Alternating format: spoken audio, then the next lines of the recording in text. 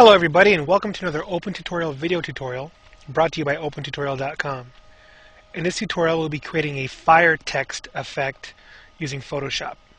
Now there are many ways to create fire in Photoshop. This is just one of hundreds of methods that are possible. I do like this effect though in this method because it does create a fairly realistic looking fire. So here we go. Go to File, New to create a new photo. We're going to set the width to 640, height 360, and the resolution to 150. Select OK. I want to fill this background with black, and we do this quite simply by pressing the Shift key and then the backspace key, and this brings up the Fill dialog box. And we're going to say Use Black. Hit OK. We're going to place our text. Select the horizontal type tool. And I'm using a monotype Corsiva at 96 points with a background of white. And OT for Open Tutorial. Place the text slightly below the middle and in the center to give room for the flames to come up. I want to duplicate the layer that we just created. So right click the layer and select Duplicate Layer. And then select OK to copy it, or to make a duplicate of it. I want to turn off the visibility of that layer we just created, and then add a layer style to the OT layer. So double click it to bring up the layer style dialog box. And under the blending options, under advanced blending, we want to set the fill opacity to 0. We want to give it an outer glow, and we want to set the color of the outer glow. Set its hexadecimal value here to FFB017, and then select OK. And we're going to want to set its size to 4 pixels, and then we want to give an inner glow.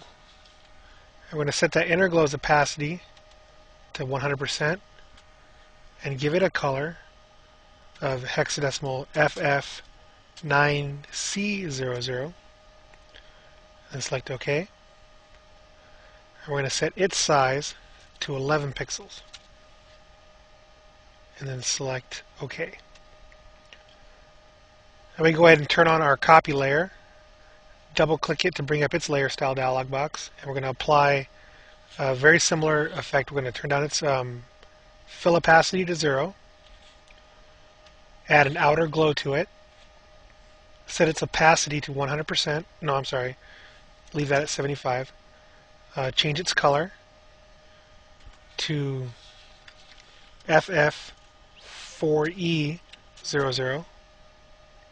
Select OK. And set its size to 28 pixels. And then we do inner glow. And on the inner glow we set the opacity to 100%. Change its color to FFC600. And then select OK. And then we want to set its size to 18 pixels. And then press OK. Now we want to rasterize this type. This gives us a pretty interesting looking glowing text effect. We want to rasterize this copy layer. So right click it and select Rasterize Type. And then using the smudge tool with brush settings at 20 for the size, 25 for the hardness, and 75 for the strength, we want to smear some flames out of this. Now this is where some artistic ability really comes in handy.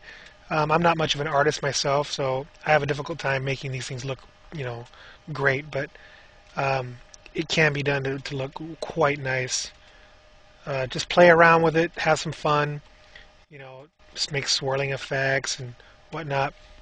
You may want to adjust the size of your smudge tool tip, and how you do that is, as with pretty much any tool in Photoshop, if you use the bracket keys, the left bracket key will make the tip smaller, and the right bracket key will enlarge the tip, so give you a little more fine control quickly.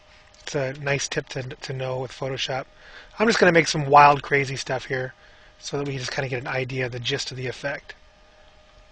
Alright, so once you're kind of sort of happy with what you got there, we want to turn that into a selection by pressing the Control key down and then clicking the layer icon right here, and that turns it into a selection there. We want to select the inverse of that, so we go under Select, Inverse, and then press the Delete key. Okay, then yet again create another selection of it by holding the Control key down and clicking it one more time to create a new selection. We want to create a new layer, and in that layer we want to fill the selection with white. We do that by pressing the Shift and then Backspace key, and in this time we select white from the Use section and click OK. Then we want to set the blend mode of this layer right here to overlay, and then press Control D to deselect all, and that gives you your fire effect with Photoshop. You get some pretty realistic looking flames with it. Like I said, it kind of depends on your artistic ability and just playing around with it and have some fun. I just did this real fast. But there you have it, Photoshop fiery text. And you can also apply this to other things as well. You don't necessarily have to do it with text. What I have done is, if you notice in the beginning of this video, I did a whole bunch of these. I set up a Photoshop action to do this. I'll show you how I did that. I'll close this. And then here's our text that I did earlier with just the OT layer. I set up an action where I recorded, I put it in its own little thing called fire text, a fire text setup, which applies all the steps that we did previously up until the point where we do the smudging. So I hit play to play that, and it automatically creates the copies of the layers and sets up the thing. So then you go in with your smudge tool and smudge it around to create your flames. And then I made a finish, fire text finish action to hit play, and it just automatically does all those steps that we did previously. It saves a ton of time. Photoshop actions are fantastic. But anyways, for more tutorials, please check out opentutorial.com. We've got more tutorials going up every day. OpenTutorial is a wiki, just like Wikipedia, so you can go ahead and add to the tutorials that are up there, make any additions to existing tutorials, make them better, and just you can even request tutorials if you want to learn something and you're not really sure how to do it, but you can post a how-to, or you can post a request for a tutorial there. So please, by all means, check it out, and feel free to leave some comments here, and good or bad, they're all appreciated. Now, I try to make these video tutorials rather brief, so if you want more detailed explanation on how to do this, by all means visit www.opentutorial.com and check out the URL that's listed here so that you can see more detailed written instructions on how to complete this tutorial. Thank you very much and have a great day.